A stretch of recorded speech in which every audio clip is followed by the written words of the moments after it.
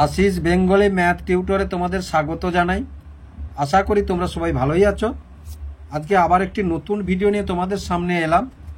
আমরা আজকের course class 6 এর কোর্সে দেখি 18.3 এর 9 থেকে বাকি অঙ্কগুলো 9, 10, 11 এবং 12, পৃষ্ঠা নম্বর 217।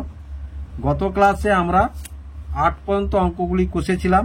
যদি অঙ্কগুলি দেখতে চাও ভিডিও ডেসক্রিপশন বক্সে লিংক দিয়ে দেব, সেখান থেকে তোমরা দেখে নিতে পারো। ভিডিওগুলি যদি ভালো লেগে থাকে এবং অঙ্কগুলি যদি বুঝতে পেরে থাকো অবশ্যই ভিডিওটিকে লাইক এবং বন্ধুদের মধ্যে অনেক অনেক শেয়ার করবে, যাতে বন্ধুরাও উপকৃত হয়। এবং ভিডিওগুলি দেখার সময় অবশ্যই ক্লাসের অঙ্ক বইগুলি হাতে নিয়ে বসবে, তবেই তোমাদের বোঝার সুবিধা হবে কি বলছি অথবা বইতে কি বলতে চাইছে। আর চ্যানেলটিকে অবশ্যই সাবস্ক্রাইব করবে, আর যারা ইতিমধ্যে সাবস্ক্রাইব করেছে তাদেরকে অসংখ্য ধন্যবাদ জানাই। তাহলে 9 দাগে প্রথমেই অঙ্কটি কি আছে, অঙ্ক কি আছে দেখো। বর্গমূল না করে নিচের সংখ্যাগুলির এককের ঘরের অঙ্ক কি কি হতে পারে তা লিখি, এবং সংখ্যাগুলির বর্গমূল কয় অঙ্কের সংখ্যা হবে তাও লিখি। মানে এই যে অঙ্কগুলো আছে এদের এককের বর্গমূল করলে এককের ঘরের অঙ্ক কি হবে, এবং বর্গমূল করার পরে ক অঙ্কের সংখ্যা সেটা আমাদের বের করতে হবে বর্গমূল না করে। তাহলে দেখো প্রথমে আমরা এটা করব কত দাগে না 9 দাগে। তাহলে 9 দাগের সংখ্যাগুলি কি কি আছে প্রথমে তুলে নিয়ে এসো। এর দাগে আছে 784, বির দাগে আছে 3675, সির দাগে আছে 1,60,000,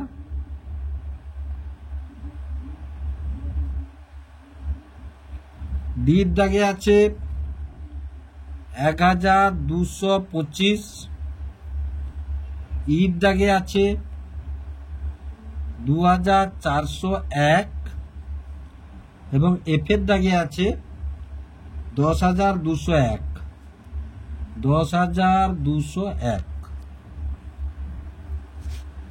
তাহলে দেখো প্রথমেই আমরা এর দাগটা করিয়ে এসো। তাহলে এর দাগের অঙ্কটি কি আছে 784। তাহলে 784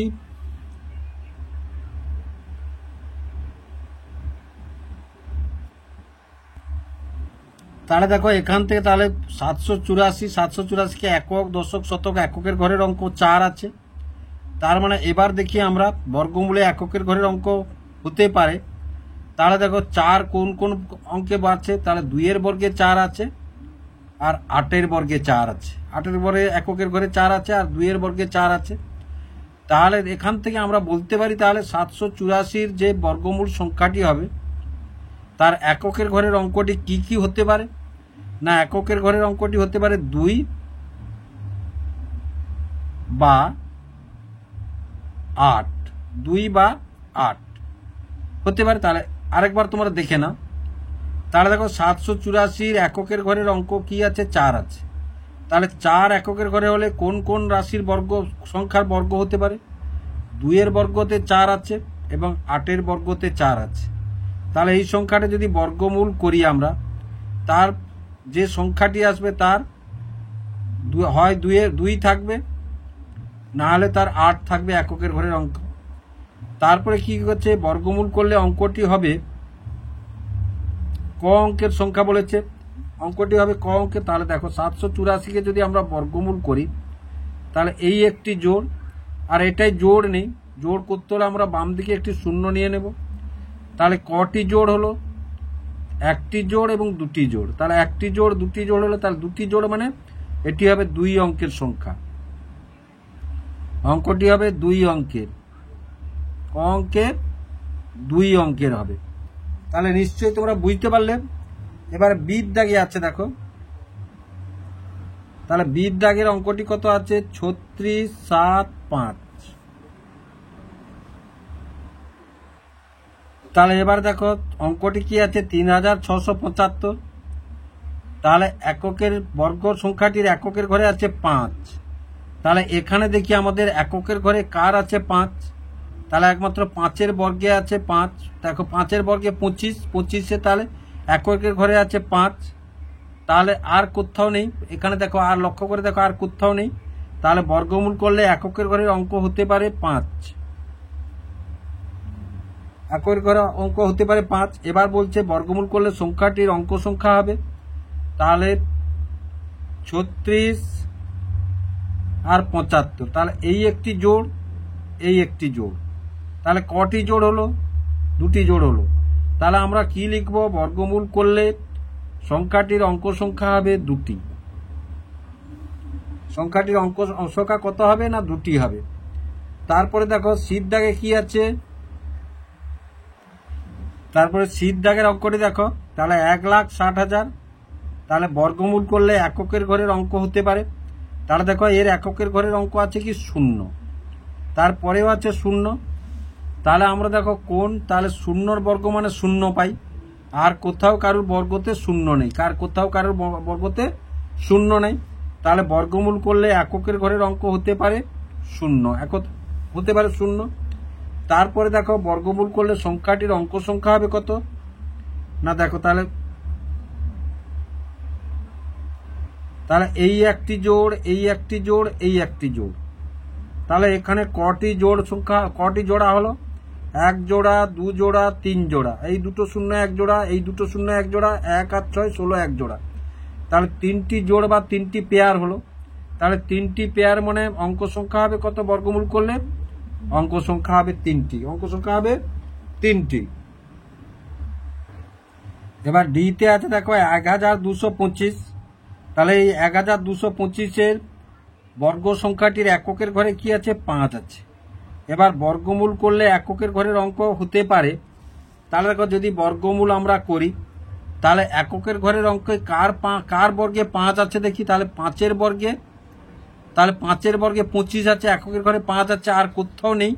সুতরাং এককের ঘরের অঙ্ক কি হতে পারে? না এককের ঘরের অঙ্ক হতে পারে 5। আশা করি তোমরা বুঝতে পারলে। এবং বর্গমূল করলে সংখ্যাটির অঙ্ক সংখ্যা কত হবে? না দেখো 1225, এই একটি পেয়ার বা জোড়, এই একটি পেয়ার বা জোড়, তাহলে এই পেয়ার বা এই ক পেয়ার বা জোড় হলো? না 2টি পেয়ার বা জোড় হলো। তাহলে অঙ্ক সংখ্যা হবে কটি? 2টি। অঙ্ক সংখ্যা হবে কটি? 2টি। দেখো তোমাদেরকে একটা উদাহরণ, এটাকে কোষে দেখিয়ে দিই। দেখো উদাহরণ দিয়ে তোমরা দেখিয়ে দিই। তার দ্বারা 1225 যদি আমরা বর্গমূল করি, দেখো তোমাদের দেখাচ্ছি, তাহলে এই এক জোড়, এই এক জোড়, তাহলে 3 3 9, বিয়োগ করলে আমরা কত পাবো? 12 থেকে 9 গেলে 3 2 5। এবার দেখো 3-কে 2 গুণ করলে কত? এখানে 6, শেষে যেহেতু 5 আছে 5 দেব, 5, তাহলে 5 5-এ 25-এর 5 হাতে 2, 5 30 দিয়ে 32। দেখো তাহলে দেখো বর্গ সংখ্যাটির শেষে কত হয়েছে? 5 হয়েছে। বর্গমূল করলে 5 হয়েছে, এবং বর্গমূলটি ক 2টি অঙ্ক, বর্গমূলটি ক অঙ্ক? না 2টি অঙ্ক হয়েছে। নিশ্চয়ই তোমরা বুঝতে পারলে। তাহলে এইবার দেখো কি আছে সংখ্যাটি? 2401, বর্গমূল করলে এককের ঘরের অঙ্ক হতে পারে। তাহলে দেখো বর্গমূল করলে এককের ঘরে কোন বর্গ? দেখো তাহলে 1-এর বর্গে 1 হয়, আর 9-এর বর্গে এককের ঘরে অঙ্ক 1 হয়। তাহলে 1-এর বর্গে কত হয়? 1 হয়, আর 9-এর বর্গে হয় 81, এককের ঘরের অঙ্ক 1 হয়। তাহলে বর্গমূল করলে সংখ্যাটি কি হতে পারে? হয় 1 হতে পারে, নাহলে এককের ঘরের অঙ্ক 9 হতে পারে। তাহলে দেখো বর্গমূল করলে এককের ঘরের অঙ্ক হতে পারে 1 বা 9। আর কি বলেছে? না বর্গমূল করলে সংখ্যাটির অঙ্ক সংখ্যা হবে কত? তাহলে 2401, এই একটা জোড় বা পেয়ার, এই একটা জোড় বা পেয়ার, তাহলে কটি জোড় বা পেয়ার হলো? 2টি। তাহলে অঙ্ক সংখ্যা কটি হবে বর্গমূল করলে? না অঙ্ক সংখ্যা হবে 2টি। গত অঙ্কটাই তোমাদেরকে দেখিয়েছি অঙ্ক সংখ্যাটি।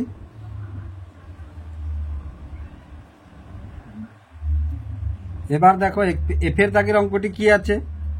10,201, তাহলে এর এককের ঘরের অঙ্ক কি আছে? 1 আছে। তাহলে দেখো এককের ঘরের অঙ্ক 1 আছে, তাহলে এখানে দেখিয়েছো এককের ঘরের অঙ্ক কি আছে?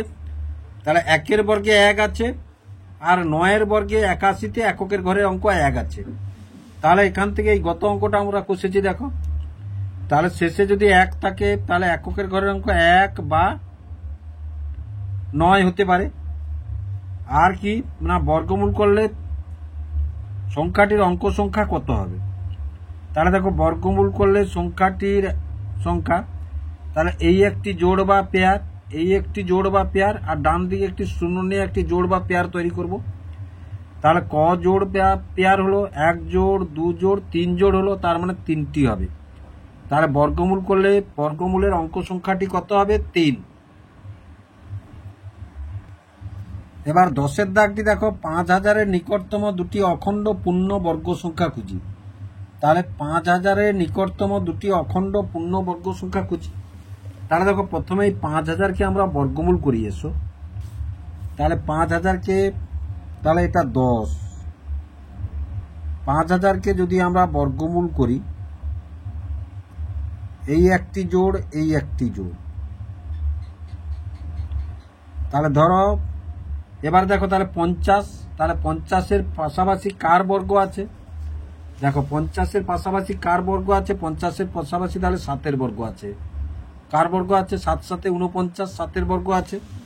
তাহলে আমরা এখানে কি দিলাম না, এখানে দিলাম 49, তাহলে 7-এ দিলাম, তাহলে 10 থেকে 9 গেলে 1, আর এখানে 0, এখানে 0। এবার 7-এর ডবল হবে কত, 14। এবার দেখো 14 যদি এখানে 1 দিই তাহলে 100 যাবে না, যাবে কি, যাবে না। তাহলে এখানে 1 দিলে 1 দিই, 1 যখন যাচ্ছে না, 2 3 যা দিই না কেন যাবে না, কারণ এখানে 100 আছে আর এখানে 141 হয়ে যাবে। সুতরাং এখানে 0 দেব। এখানে যখন 0 দেব তখন এখানেও 0 দেব। তাহলে দেখো এই যে সংখ্যাটা 5000 থেকে, তাহলে 5000 থেকে যদি 100 আমরা বিয়োগ করি, যে সংখ্যাটি পাবো সেটা 5000-এর নিকটতম একটি পূর্ণবর্গ সংখ্যা হবে, তাই না। তাহলে 5000-এর নিকটতম একটি পূর্ণবর্গ সংখ্যা বা 5000 থেকে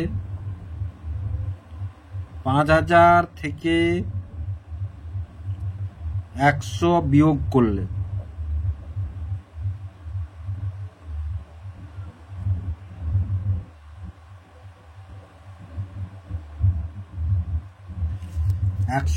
করলে বিয়োগফলটি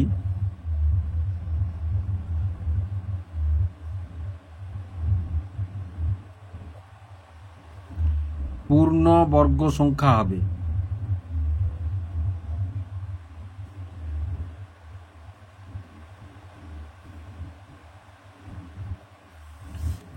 তাহলে দেখো, তাহলে 5000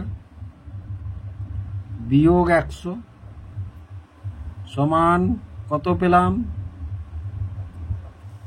তাহলে এটি একটি পূর্ণবর্গ সংখ্যা। তাহলে 5000-এর নিকটতম একটি পূর্ণবর্গ সংখ্যা। আর কি দুটি বলেছে, আর একটি কত হবে, দেখো আর একটি তাহলে 70, এটার বিয়োগ 70-এর বর্গ, এটা 70-এর পরের সংখ্যাটি কি হবে না, ধরো 49,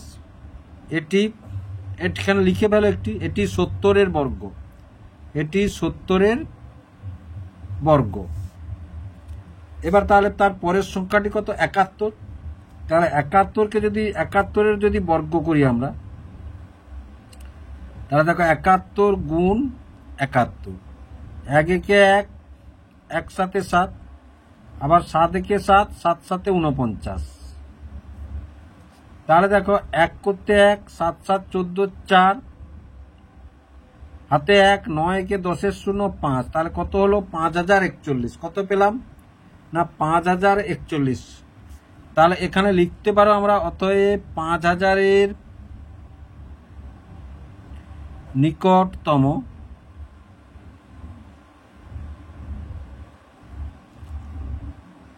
অপর একটি বর্গ সংখ্যা,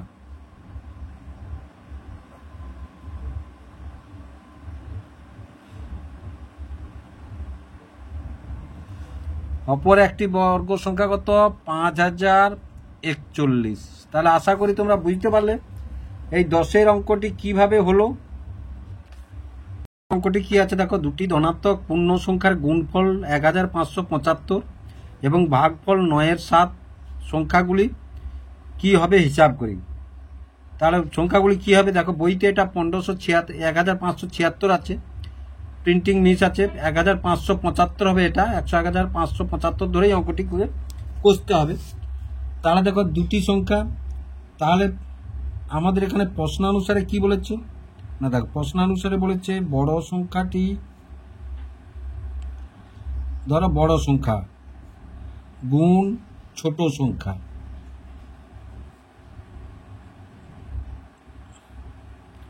সমান কত বলেছে 1,575। তারপরে কি বলেছে না, বড় সংখ্যা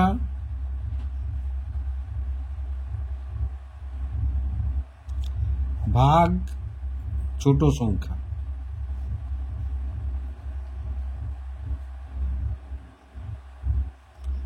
সমান কত বলেছে 9/7।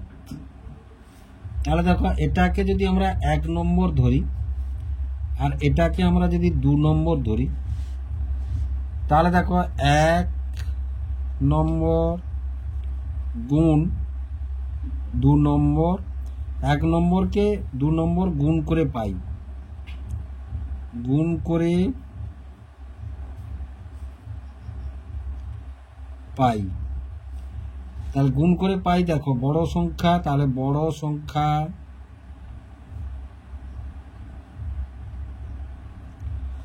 গুণ ছোট সংখ্যা,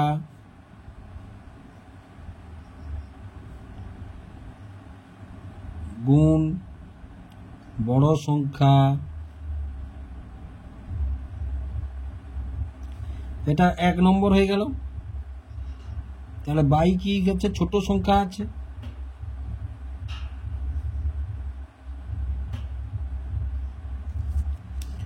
সমান, তাহলে কি বলেছে না এটা সমান কত 1575, তাহলে গুণ কত 9/7।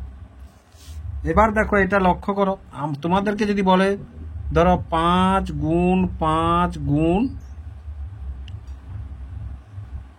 এবার 5 গুণ 5 গুণ 7/5, 5 গুণ 5 গুণ 7/5, তাহলে দেখো এই 5টা কোথায় আছে, উপরে আছে, এই 5কে দিয়ে এই 5কে আমরা কাটতে পারি, তাই না? এই 5টি উপরে আছে, লবে আছে, আর এটা হরে আছে। তাহলে এখানে অনুরূপভাবে তাই বড় সংখ্যা গুণ ছোট সংখ্যা, তাহলে এই ছোট সংখ্যাটা নিচে আছে, এরা এগুলো হবে হরে উপরে আছে, তাহলে এই ছোট সংখ্যাটা আর এই ছোট সংখ্যাটা আমরা কেটে দিলাম।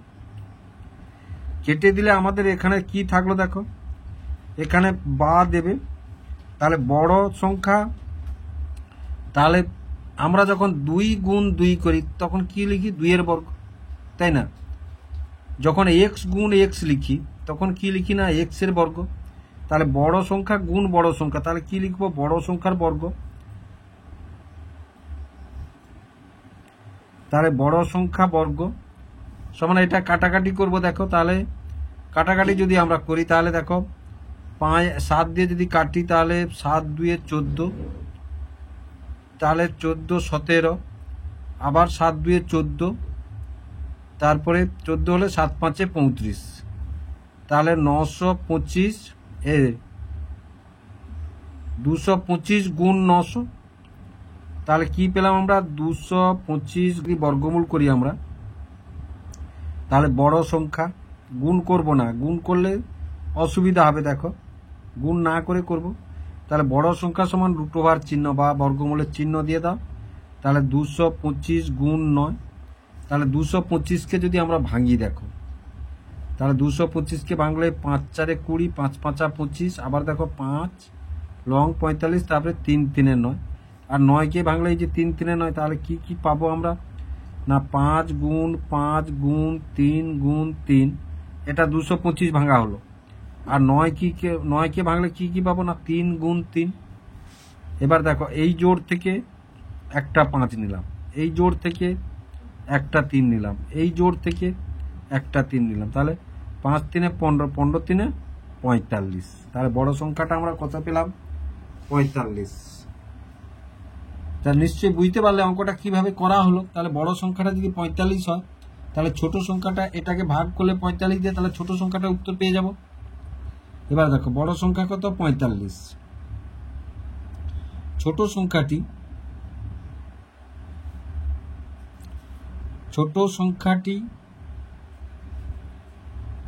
তাহলে সমান কত না, ছোট সংখ্যাটি সমান 1575 ভাজিতক 45, তাই না? আমাকে যদি বলে দেখো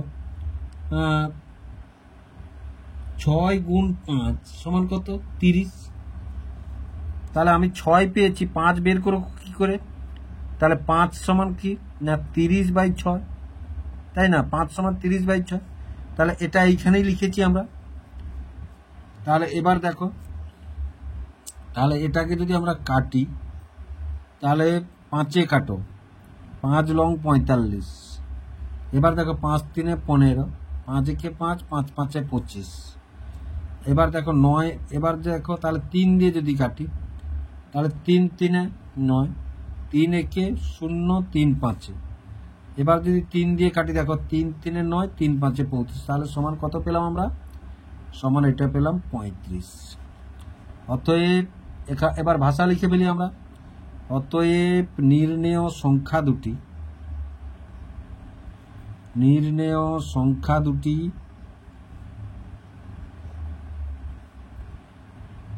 বড়টি 45 এবং ছোটটি 35। 45 গুণ করলে 1575 পাওয়া যাবে। তাহলে বুঝতে পারবে যে অঙ্কটি ঠিক আছে। এবার 12 অঙ্কটি দেখো, 202 স্টার চিহ্নের জায়গায় স্টারের অঙ্কটি কি হলে সংখ্যাটি পূর্ণ বর্গ হবে তা হিসাব করি। দেখো এই অঙ্কটি করতে হলে আমরা ভাগ প্রক্রিয়া করবো। এসো ভাগ প্রক্রিয়া করলে আমরা অঙ্কটি বুঝতে পারবো। তাহলে 202 স্টার, তাহলে এটা একটা জোড় এবং এটা একটা জোড়। তাহলে 20-র কাছাকাছি কার জোড় আছে না? দেখো 20-র কাছাকাছি 4-এর বর্গ আছে। 20-র কাছাকাছি কার বর্গ আছে? 4-এর বর্গ। 4 4 16, আবার 5 গুণ 5-এর বর্গ হলে 25 হয়ে যাবে, সেটা বড় হয়ে যাবে। তাহলে 20-র কাছাকাছি, তাহলে প্রথমে দেব 4, তাহলে 4 4 16, তাহলে 10 থেকে 6 গেলে 4 আর 2 এখানে নামলো, আর এই জোড়ের স্টারটাও একেবারে নামিয়ে দিলাম আমরা। এবার দেখো এই 4টি দ্বিগুণ হয়ে এখানে এলো 8, তাহলে আমরা 8-এর গায়ে দেখো, তাহলে 8কে যদি প্রথমে 1 দিই তাহলে মিলবে না, যেহেতু বর্গ সংখ্যা বলেছে, হবে না। আবার 8-এর গায়ে যদি 2 দেই, 2 দিয়ে গুণ করলে 2 2 4, 2 আসতে হবে না। আবার যদি আমরা 3 দেই, 3 3 9, 3 আসতে 24, 42 আসছে না। আবার যদি 8-এর গায়ে তাহলে 4 দিই, 4 দিয়ে গুণ করলে 4 4 16, 6 হাতে 1, 4 আসতে 32, একে 33, তাহলে আসছে না। তারপরে যদি তাহলে 8-এর গায়ে যদি 5 দিয়ে গুণ করি, তাহলে 5 5 25, 5 আসতে এই 42, দেখো মিলে গেছে। তাহলে 42 এসে গেছে। তাহলে এটা আমরা কত দিয়ে? 5 দিয়ে। তাহলে এখানে কোন সংখ্যাটা পেলাম স্টারের জায়গায়? না স্টারের জায়গায় আমরা 5 পেলাম। স্টারের জায়গায় কি পেলাম আমরা? না স্টারের জায়গায় আমরা 5 পেলাম। তাহলে এটা 5 পেলাম।